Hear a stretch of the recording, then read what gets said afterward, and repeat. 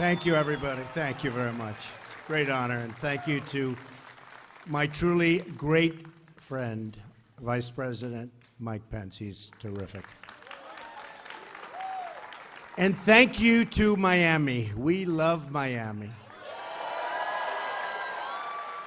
Let me start by saying that I'm glad Secretary of State Rex Tillerson and I, along with a very talented team, were able to get Otto Warmbier back with his parents. What's happened to him is a truly terrible thing, but at least the ones who love him so much can now take care of him and be with him. Also, my dear friend, Steve Scalise, took a bullet for all of us. And because of him and the tremendous pain and suffering he's now enduring, and he's having a hard time, far worse than anybody thought, our country will perhaps become closer, more unified, so important. So we all owe Steve a big, big thank you.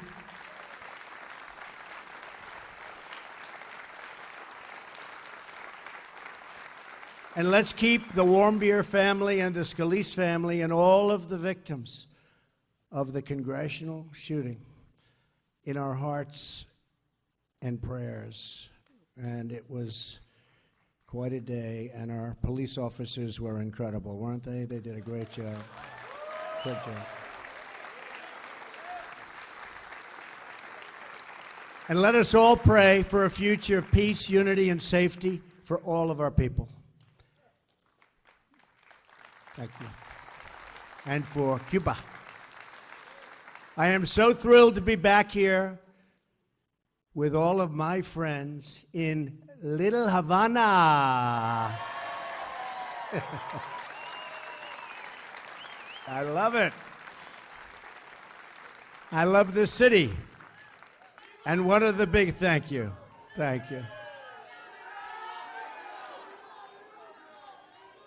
Now, this is an amazing community. The Cuban-American community. There's so much love. I saw that immediately. Thank you, darling. Oh, do I love you too. What you've built here, a vibrant culture, a thriving neighborhood, the spirit of adventure, is a testament to what a free Cuba could be. And with God's help, a free Cuba is what we will soon achieve.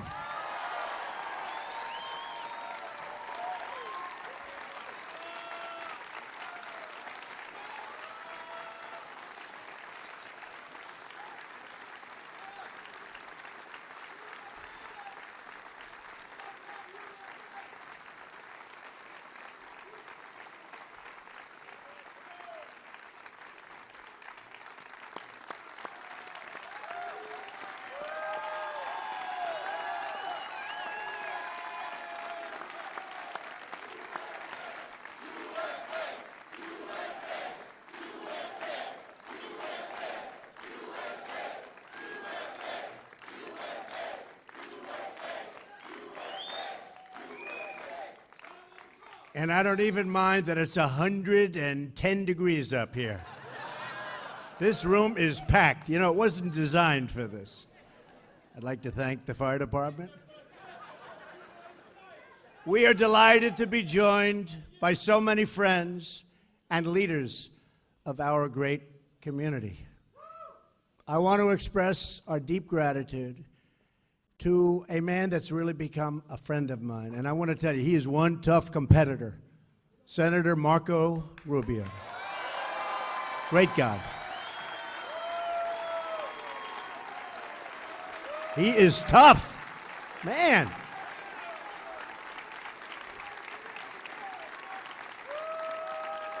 He is tough, and he's good, and he loves you. He loves you. And I listened to another friend of mine, Congressman Mario Diaz-Balart, and I'll tell you, I loved what he said, and I appreciated, Mario, I appreciated what you said so much. fact, I was looking for Mario. I wanted to find him. They said he was on stage. I almost dragged him off the stage to thank him, but now I'm thanking you anyway. Thank you, Mario. That was great. Really appreciate it.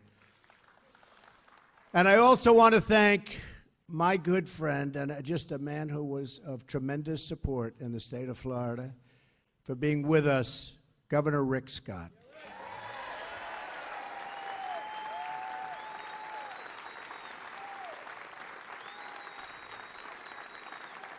Great job. He's doing a great job. Oh, I hope he runs for the Senate. I know I'm not supposed to say that. I hope he runs for the Senate. Rick, are you running? Huh? I don't know. Marco, let's go. Come on, we got to get him to. I hope he runs for the Senate. We're deeply honored to be joined by amazing veterans of the Bay of Pigs. These are great people, amazing people.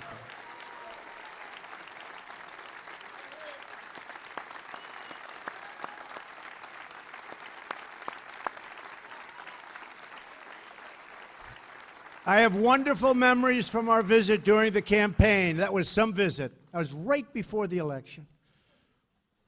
I guess it worked, right? Boy, Florida as a whole and this community that supported us like by tremendous margins, and we appreciate it. But including one of the big honors, and that was the honor of getting the Bay of Pigs Award just before the election. And it's great to be gathered in a place named for a true hero of the Cuban people. And you know what that means.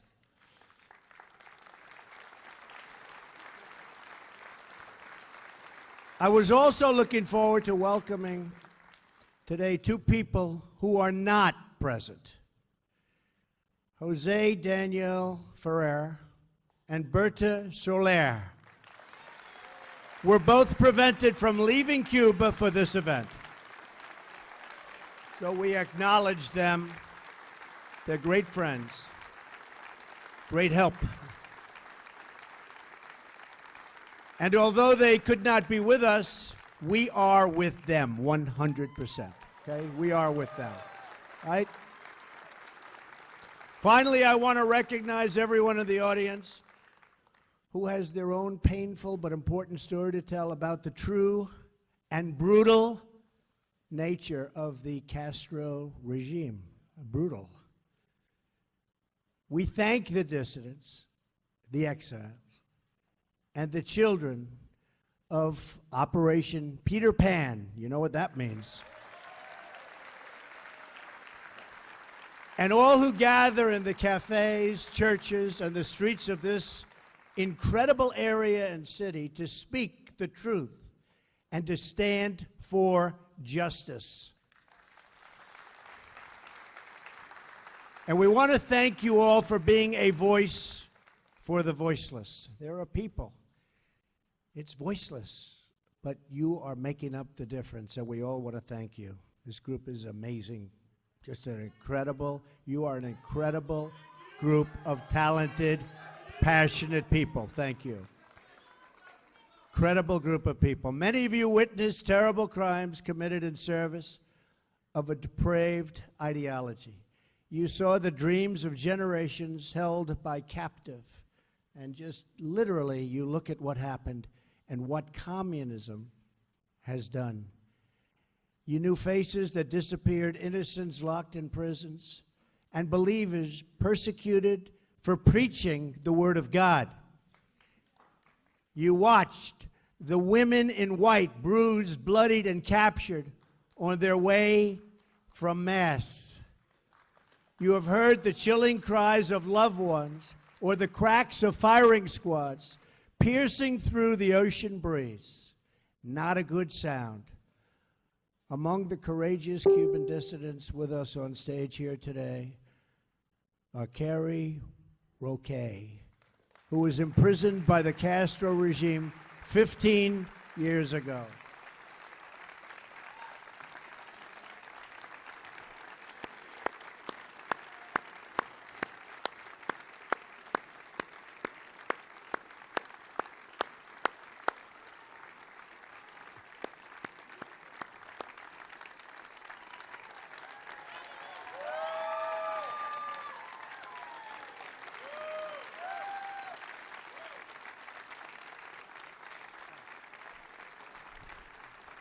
She looks awfully good.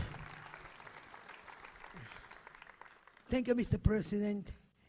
Thank you, Mr. Vice President. Thank you, Marco Rubio, Mario Diaz-Balart. Thank you to all the men and the Cubans who fight, no matter what the times can be, for the Cuban liberty. On behalf, Mr. President, on behalf of the Cuban people, the people inside my eyes, my homeland, thank you.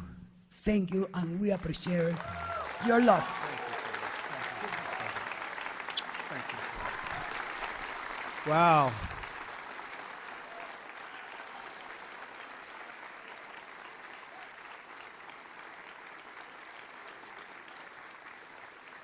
That's pretty good. She didn't know she was going to do that either, I will tell you. Thank you very much. Antunes, imprisoned for 17 years. Where is he?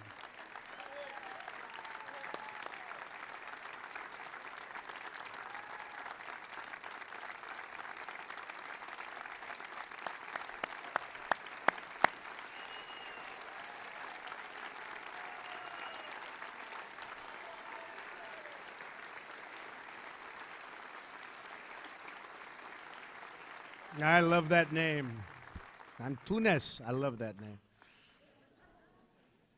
And Angel Tifana, imprisoned for over 20 years.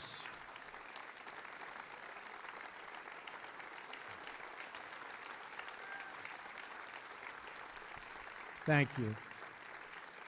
Thank you. Very brave people. The exiles and dissidents here today have witnessed communism destroy a nation, just as communism has destroyed every single nation where it has ever been tried.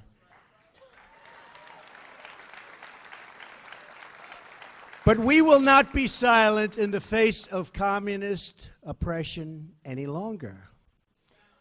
You have seen the truth, you have spoken the truth, and the truth has now called us, this group, called us to action. Thank you. Last year, I promised to be a voice against repression. In our region, remember, tremendous repression, and a voice for the freedom of the Cuban people. You heard that pledge. You exercised the right you have to vote. You went out and you voted, and here I am, like I promised, like I promised.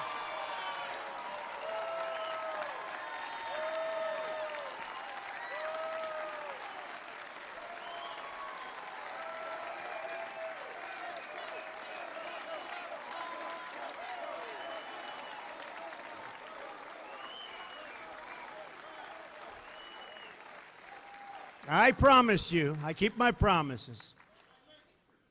Sometimes in politics, they take a little bit longer, but we get there. We get there. Don't we get there? You better believe it, Mike. We get there.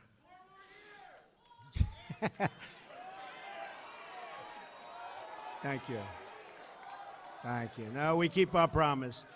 And now that I am your president, America will expose the crimes of the Castro regime and stand with the Cuban people in their struggle for freedom. Because we know it is best for America to have freedom in our hemisphere, whether in Cuba or Venezuela, and to have a future where the people of each country can live out their own dreams.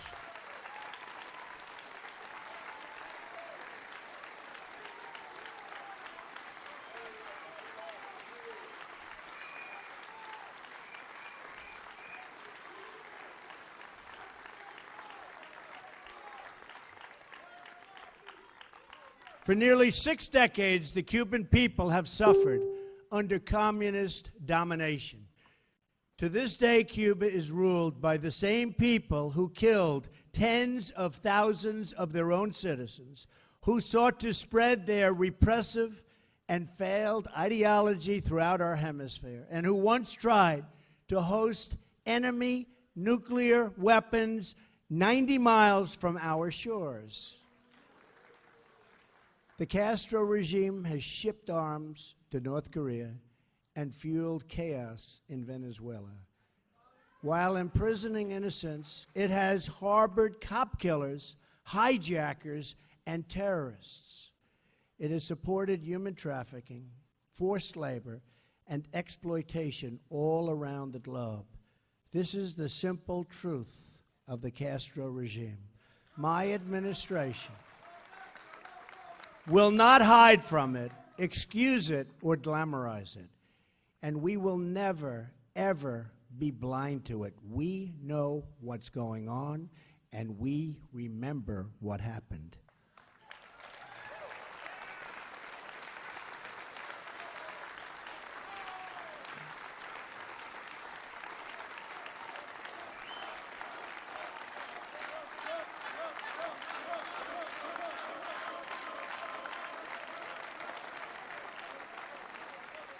On my recent trip overseas, I said the United States is adopting a principled realism rooted in our values, shared interests, and common sense. I also said countries should take greater responsibility for creating stability in their own regions. It's hard to think of a policy that makes less sense than the prior administration's terrible and misguided deal with the Castro regime.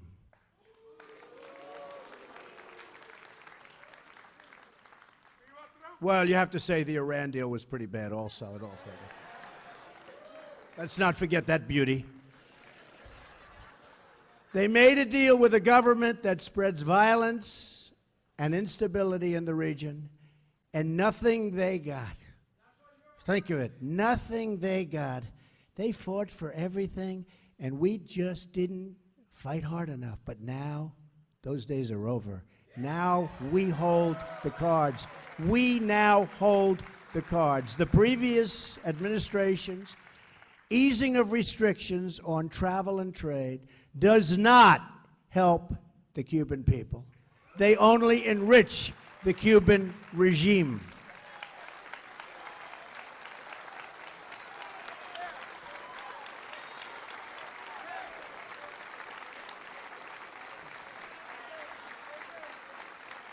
The profits from investment and tourism flow directly to the military.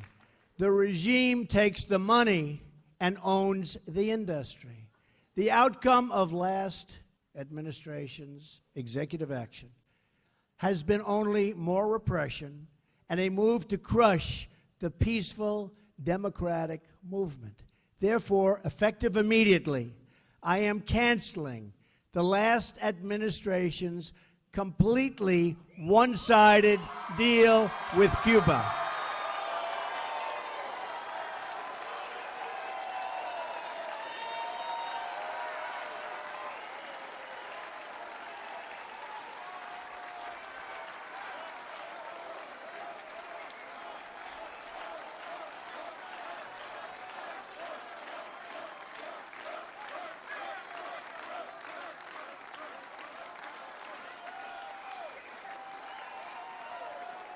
I am announcing today a new policy, just as I promised during the campaign. And I will be signing that contract right at that table in just a moment.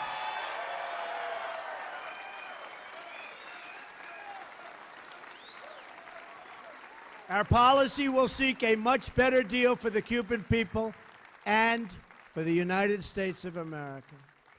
We do not want U.S. dollars to prop up a military monopoly that exploits and abuses the citizens of Cuba. Our new policy begins with strictly enforcing U.S. law. We will not lift sanctions on the Cuban regime until all political prisoners are freed. Freedoms of assembly and expression are respected. All political parties are legalized. and free and internationally supervised elections are scheduled. Elections.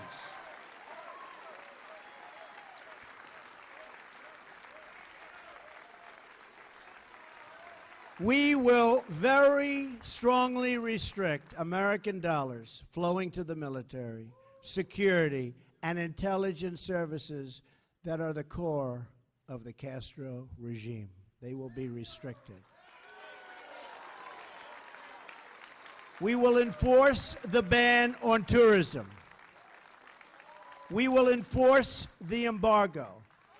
We will take concrete steps to ensure that investments flow directly to the people so they can open private businesses and begin to build their country's great, great future, a country of great potential.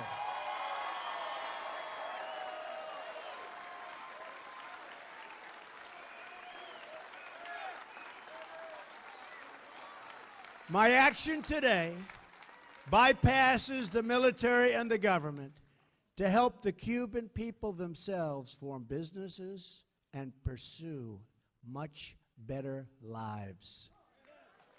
We will keep in place the safeguards to prevent Cubans from risking their lives to unlawful travel to the United States. They are in such danger the way they have to come to this country, and we are going to be safeguarding those people. We have to. We have no choice. We have to. And we will work for the day when a new generation of leaders brings this long reign of suffering to an end. And I do believe that end is in the very near future. We challenge Cuba to come to the table with a new agreement that is in the best interests of both their people and our people, and also of Cuban Americans. To the Cuban government, I say, put an end to the abuse of dissidents. Release the political prisoners. Stop jailing innocent people. Open yourselves to political and economic freedoms. Return the fugitives from American justice, including the return of the cop killer, Joanne Chesimard.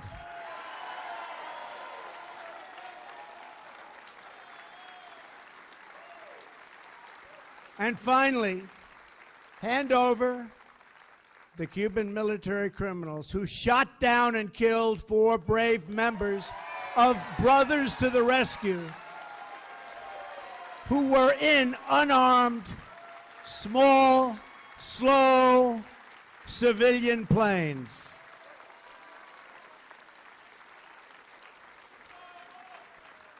Those victims included Mario de la Pena Jr. and Carlos Costa. We are honored to be joined today by Mario's parents, Miriam and Mario, and Carlos's sister, Mirta. Where are you?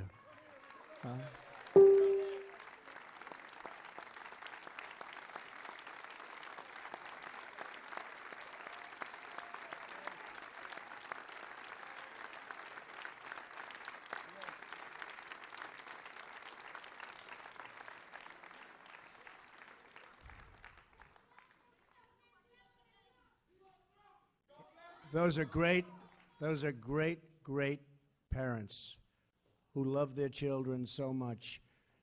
What they've done is just an incredible thing. What they represent, they did not die in vain. What they represent to everybody, and especially to the Cuban people. So your children did not die in vain, believe me.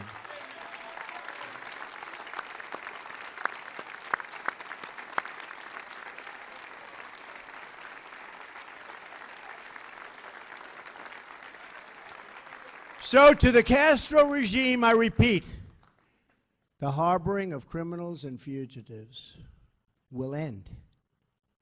You have no choice. It will end.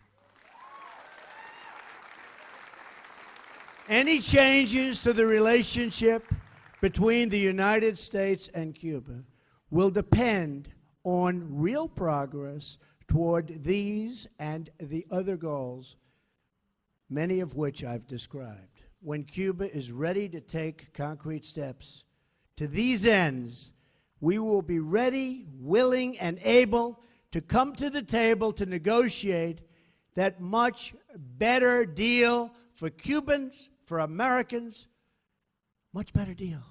And a deal that's fair. A deal that's fair. And a deal that makes sense.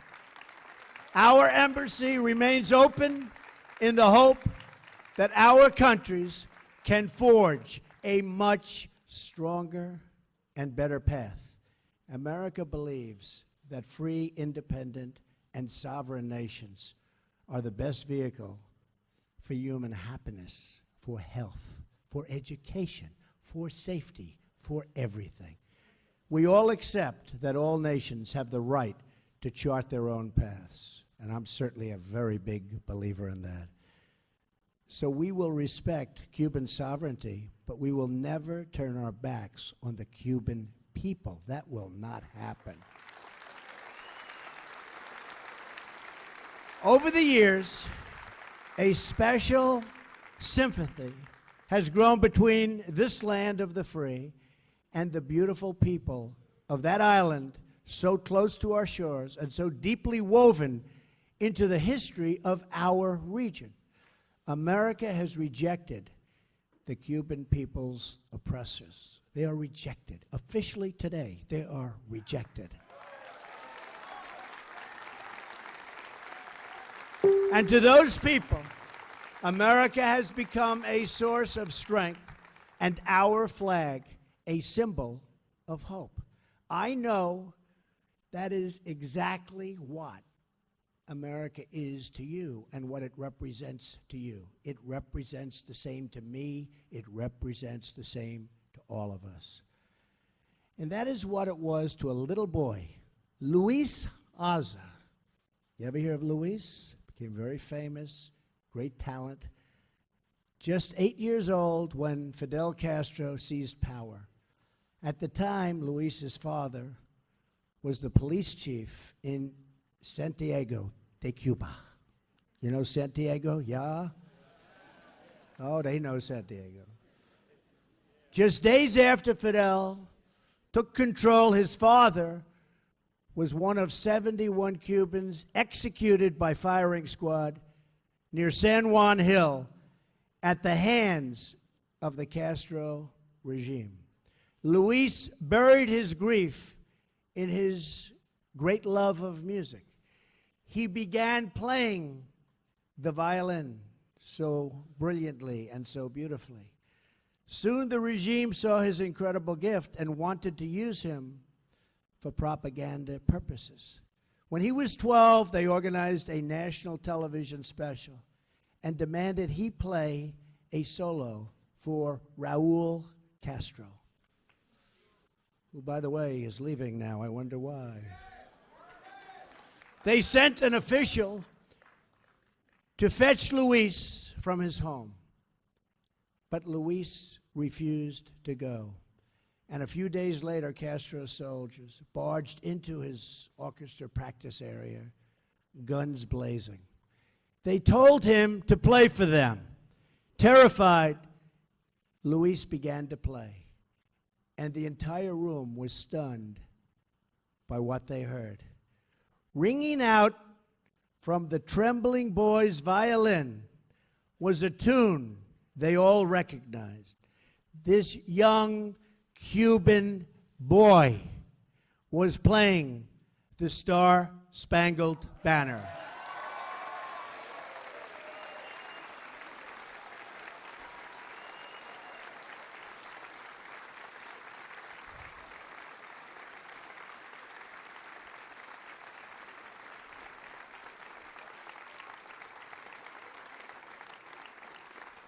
Luis played the American national anthem all the way through.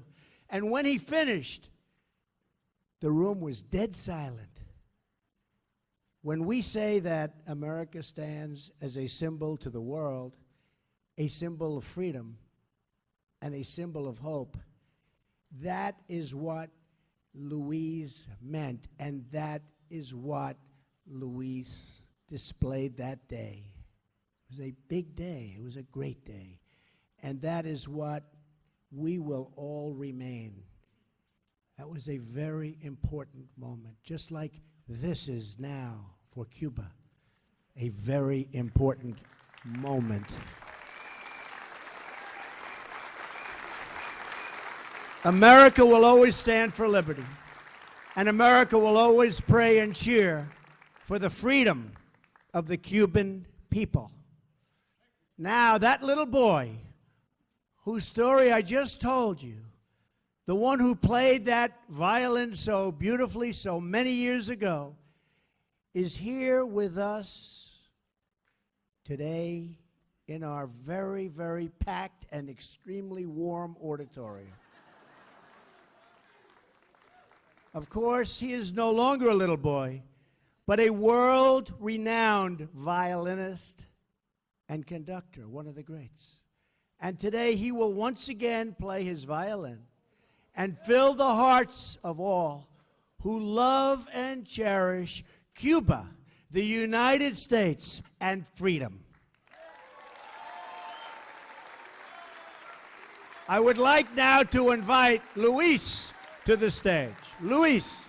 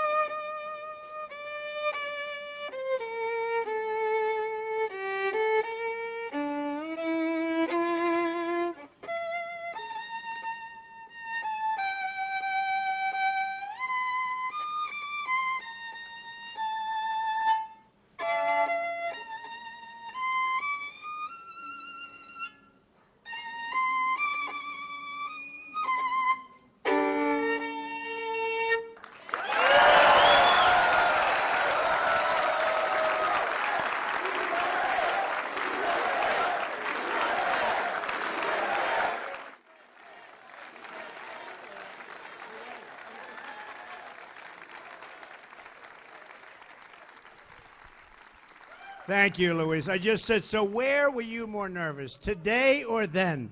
He said, honestly, I think today. That's pretty. Thank you, Luis. That was beautiful. So I want to thank Miami. I want to thank Little Havana. Ah, Havana we love. Do we love it? Would you move anywhere else? You wouldn't move to Palm Beach, would you? No. No way. Little Havana. And I want to thank all of our great friends here today. You've been amazing, loyal, beautiful people. And thank you. Don't remind me. Actually, I was telling Mike. So it was 2 days on my birthday till a big day, which turned out to be tomorrow, the 16th. That was the day I came down with Melania on the escalator at Trump Tower. That's tomorrow. So it's exactly tomorrow, 2 years since we announced. And it worked out okay. Worked out okay. It's a great honor. Believe me, it's a great honor, right?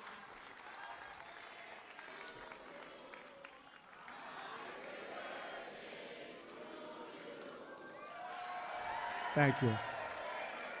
Thank you very much. I just want to end by saying, may God bless everyone searching for freedom. May God bless Cuba. May God bless the United States of America. And God bless you all. Thank you. Now I'm going to sign. Thank you.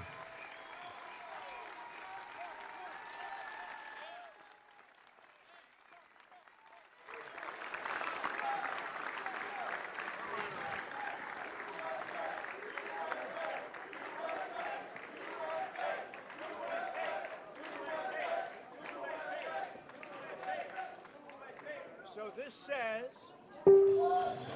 strengthening the policy of the United States toward Cuba. And I can add, strengthening a lot. So this is very important, and you watch what's going to happen. It's going to be a great day for Cuba. Thank you. Thank you very much.